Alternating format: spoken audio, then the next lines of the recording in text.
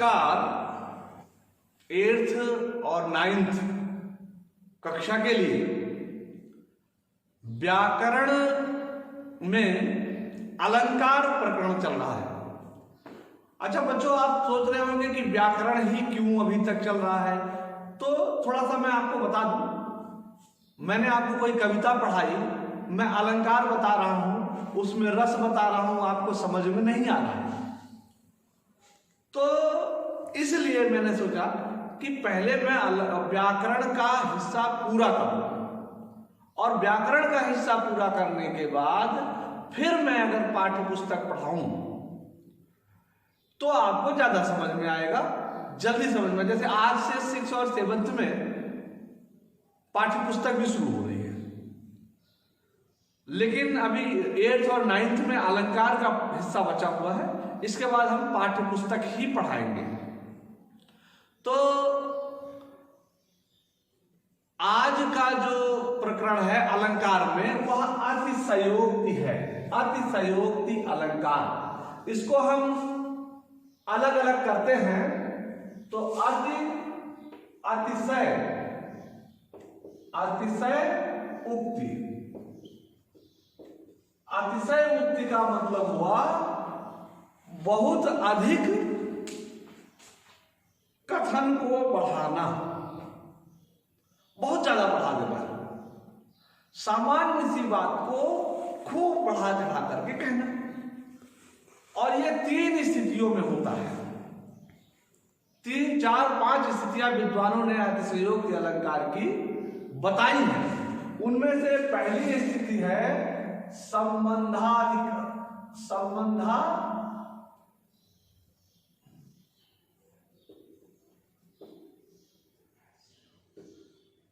संबंधातिशयोक्ति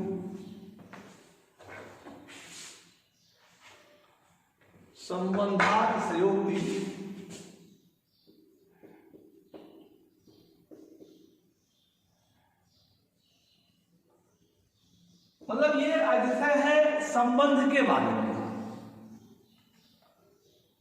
किसी एक संबंध को दूसरे संबंध के साथ खूब बढ़ा चढ़ाकर कहना, यह संबंधातिशयोक्ति है। संबंधों के बारे में अतिशयोक्ति लगाना। जैसे उदाहरण देखिए, देख लो साकेत नगरी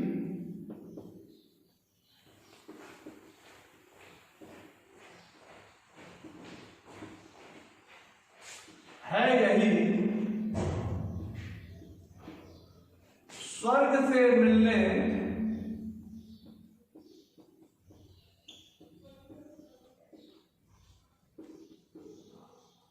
गगन को जा रही। अब देखिए, साकेत नगरी ये अयोध्या है। अयोध्या को ही साकेत नगरी बोलते हैं। अयोध्या के बारे में कवि बताना चाहता है, दिखाना चाह रहा है कि ये अयोध्या नगरी है जो स्वर्ग से मिलने गगन में जा रही। ऐसा एक संबंध, अयोध्या का संबंध किससे? स्वर्ग। इसमें बहुत बढ़ा चढ़ा करके कहा गया है।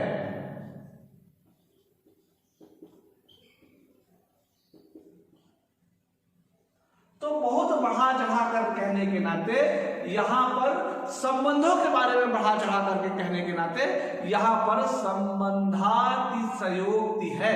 संबंधों के बारे में असंबद्ध से संबद्ध का, संबद्ध से संबंध का, असंबंध से संबंध का, संबंध से संबंध का अतिशयोक्ति करना, उक्ति को बहुत बढ़ा चढ़ा करके कहना, यह संबंधातिशयोक्ति है। इसी प्रकार से वह चितवनी,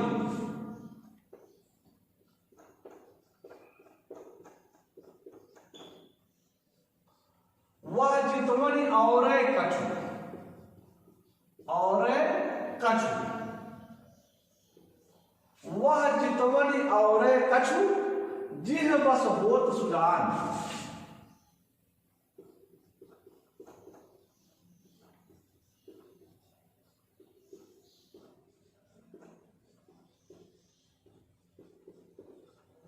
अब यहां पर और शब्द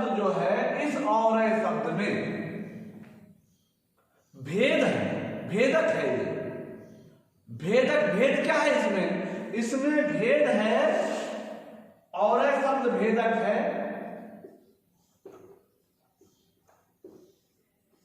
इसका भेद है किसी और लोक से।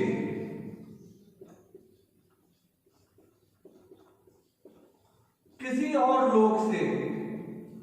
वह चितवनी मतलब वह दृश्य और किसी और लोक का है, इस लोक का नहीं है। यहां औरे का भेदक है, औरे का औरे के भेद है, और इसमें भेद यानी रहस्य छिपा हुआ है कि यह किसी और लोक का है। तो इस पे ख हो गया भेदकार की संयोक्ति। भेदकार की संयोक्ति।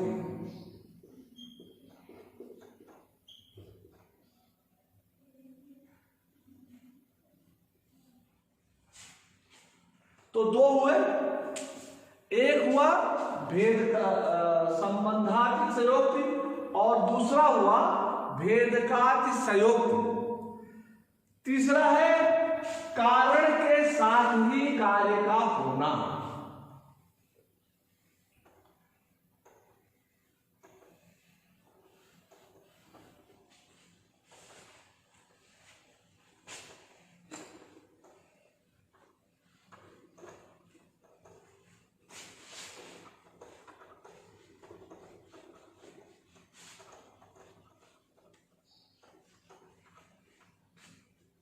गौ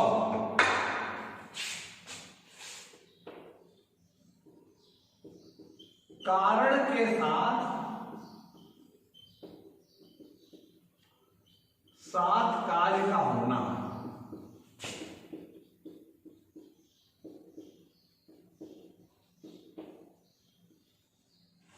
देखिए, कारण के बाद कार्य होता है, कारण के साथ कार्य नहीं होता कभी। यदि कारण के साथ ही कार्य का होना पाया जा रहा है तो इसका मतलब स्पष्ट है कि यहां पर बात को बहुत बढ़ा चढ़ा करके कहा गया है, और इस कारण से यहां पर अतिशयोक्ति अलंकार है। जैसे रामचरितमानस में परशुराम लक्ष्मण संवाद में एक कविता है, बाबा तुलसीदास जी ने लिखी है कि छुअत टूट रघुपति न दोषु, छुअत टूटी।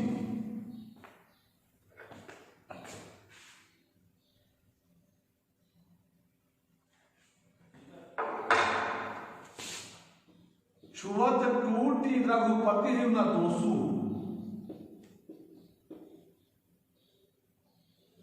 न दोषु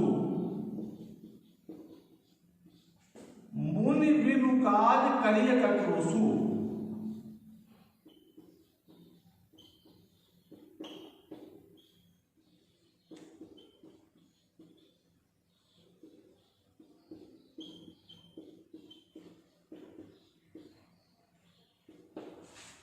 परशुराम जी धनुष के टूटने पर क्रोध कर रहे हैं, भयंकर क्रोध कर रहे हैं, और उनके क्रोध को सुन करके देख करके लक्ष्मण जी कहते हैं कि हे ब्राह्मण देवता, छुअत टूट यानी छूते ही टूट गई, छूते ही टूटना,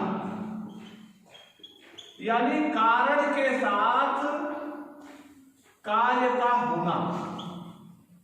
कारण और कार्य एक साथ हुआ तो कारण के साथ ही कार्य का होना पाया गया।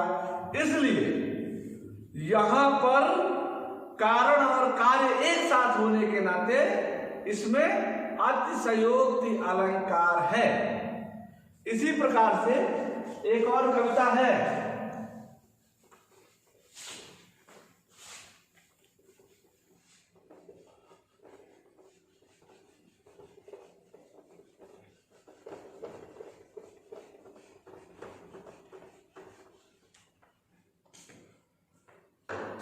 अब इस समय कारण के साथ कार्य का होना, अब आगे है कारण के बिना कार्य का होना। कारण हुआ नहीं और कार्य हो गया, माचिस जलाई नहीं कि सब कुछ जल गया। तो हनुमान की पूंछ में लग ना पाई आग।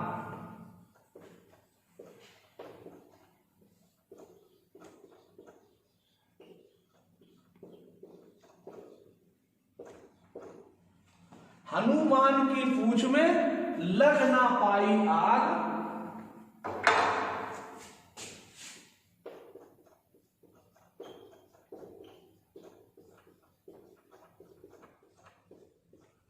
लंका सिगरी जल गई।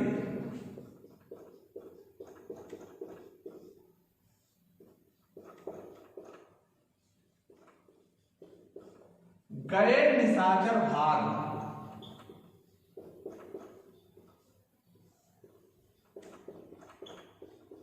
अब देखिए, आग लगी नहीं,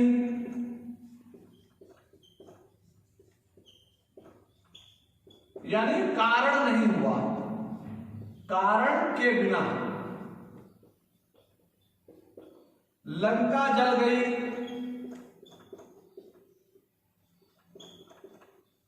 राक्षस भाग गए।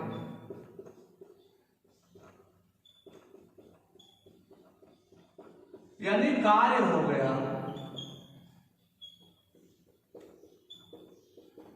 तो जब कारण के बिना कार्य का होना पाया जाए तो वहां पर अतिशयोक्ति अलंकार होता है।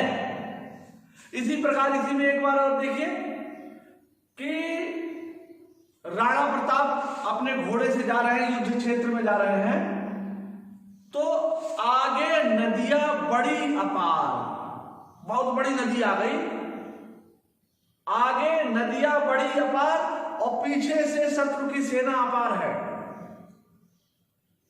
जाना था राणा को उस पार, राणा ने सोचा इस पार, तब तक घोड़ा था उस पार। राणा ने सोचा ही था, उनके मन मस्तिष्क में बात आई ही थी राणा प्रताप के कि घोड़ा उस पार पहुंच गया। यानी कारण के बिना कार्य का होना पाया गया। तो जब किसी बात को बहुत बढ़ा चढ़ा करके कहा जाए, पहली स्थिति संबंधों के बारे में, संबंध का संबंधात्मक हो गया। दूसरी भेद का संयोक्ति, कोई भेद बताकर कही जाए। तीसरी कारण के साथ कार्य का होना पाया जाए। चौथी कारण के बिना कार्य का होना पाया जाए। ये सभी स्थितियां इस बात को सिद्ध करती हैं कि वक्ता ने कथन को बहुत बढ़ा चढ़ाकर कहा है, अतिशय उक्ति है, अतिशय बढ़ा चढ़ाकर कहा गया कथन है, इसलिए यहां पर अतिशयोक्ति अलंकार है।